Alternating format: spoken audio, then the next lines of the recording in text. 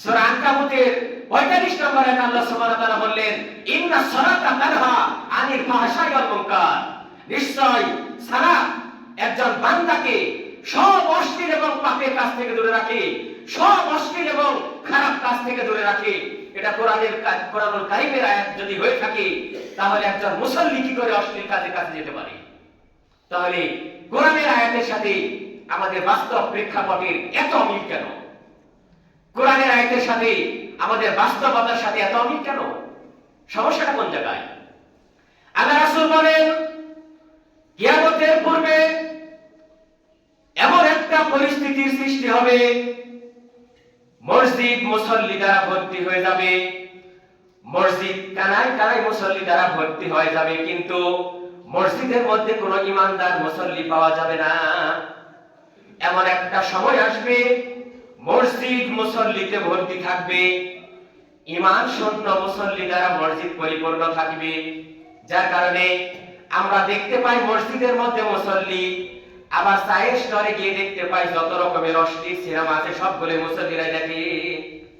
মসজিদে মুসল্লি, বাইরে গেলেই যত রকমের খারাপ অশ্লীল যত রকমের পাপের কাজ আছে সব পাপের কাজের সাথে মুসল্লিরা জড়িত। তার মানে কি বোঝাতে চাচ্ছেন? এই সালাতের পাওয়ার গেল কোথায়? সালাত যদি যাবতীয় অশ্লীল এবং পাপের কাজ থেকে দূরে রাখে, তাহলে একজন মুসল্লি মসজিদে সালাত আদায় করার পর চায়ের স্টলে গিয়ে কি করে অনুমোদনের ছবি দেখতে পারে? কি করে একজন মুসল্লি মসজিদ থেকে বের হয়ে অন্যের ক্ষতি করতে পারে? মসজিদের মধ্যে মুসল্লি, বাইরে গিয়ে শয়তান। এটা তো সালাতের বাস্তব প্রেক্ষাপট নয়। সূরা আনকাবুতের 45 নম্বর আয়াতে কথা বলে না? সূরা আনকাবুতের 45 নম্বর আয়াত বলে, সালাত একজন মানুষকে যাবতীয় অশ্লীল এবং পাপের কাজ থেকে দূরে রাখবে। মসজিদের মধ্যে মুসল্লি, বাইরে গিয়ে একজন বেগানা নারীর দৃশ্য দেখলে কি করে আমাদের চোখ তার দিকে ফেলফেল করে তাকিয়ে থাকে? আমাদের সালাত কোথায় যায়? আমাদের সালাতের বাস্তব প্রেক্ষাপট কোথায় যায়? তার মানে কি বোঝা যাচ্ছে?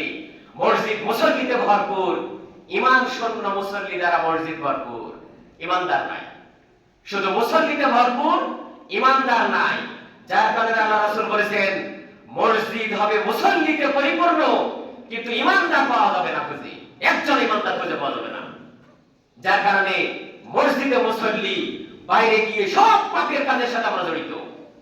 মসজিদে মুসল্লি, বাইরে গিয়ে সব অশ্লীল কাজের সাথে আমরা জড়িত। অফিসের মধ্যে একজন ঘুষখোর কর্মকর্তা, অফিসের মধ্যে ঘুষখোর, আযান দিলে আবার মসজিদ আসছে।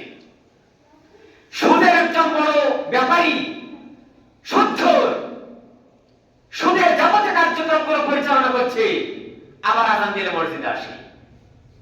একজন জেনাকার, অবৈধ সম্পর্কে লিপ্ত, শত শত নারীর সাথে তার অবৈধ সম্পর্ক,